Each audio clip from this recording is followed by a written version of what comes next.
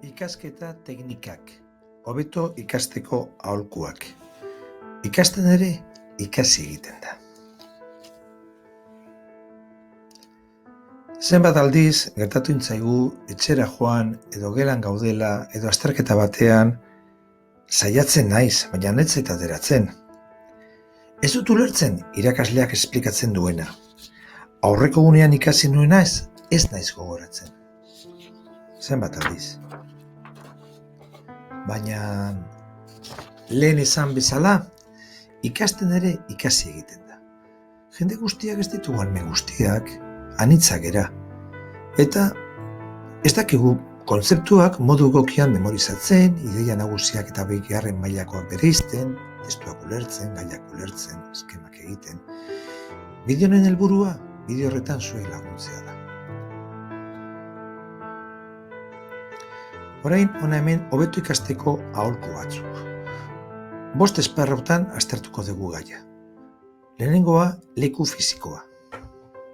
Bigarrena, planifikazioa. Hirugarrena, ikas estrategia aktiboak. Laugarrena, gelako lana.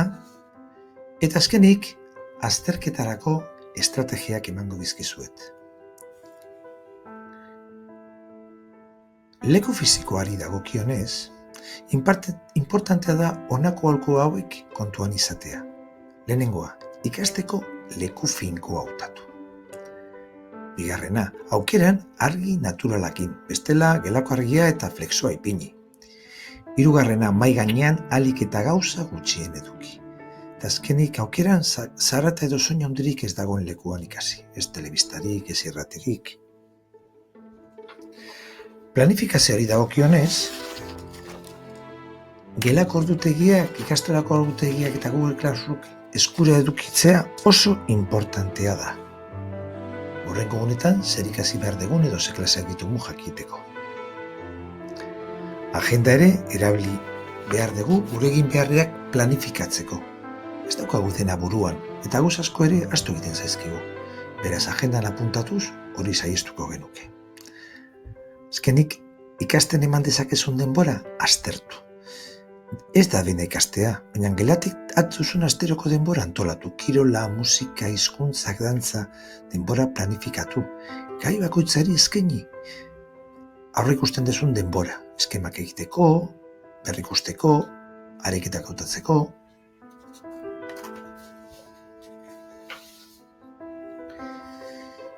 Hirugarren puntua, ikas estrategia aktiboi dagokie. Zer egin behar dugu ikasteko garaian? Lehenengo gauza, ekirekin, autorregulazio jardueretan ikasi beharrekoa identifikatu. Testu osoa irakurri, irudiak behatu, informazio asko ematen bai digute. Testuaren nondik norakoa jaso. Hiztegi bat hartu, edo interneten begiratu, ulermena zailtzen dituzten hitzak, eta esan daia bilatu. Idei nagusiak atera, paragrafoa bereizi, normalean idei nagusi bat dator bakoitzean, bigarren mailako ideiak hautatu, eskema edo mapa kontzeptualak egin. Eta azkenik, gaia berrikusi, berrirakurri, norbaiti azaldu, amari, aitari, lagun bati, anaia arrebari. Honetan trebatzeko YouTubeko bideo azalpenetan helbide batzuk utziko dizkizut. Laugarren puntua da gelan egiten dugun lana. Adi egon zure ikaskideek eta irakasleek ematen dituzten azalpenei. Askotan oso baliagarria dira. Denbora, ahalik eta etekin handiena atera. Ulertzen ez dizuna beti galdetu. Bai ikaskide bati, bai irakasleari, eta irakasleak esaten duenari kasu egin. Zenbat aldiz esaten dugu, importantea da, azterketan sartuko da, adi egon. Eta importanteena, jarrera positiboa eduki, bai irakasleekin, bai zure ikaskideekin.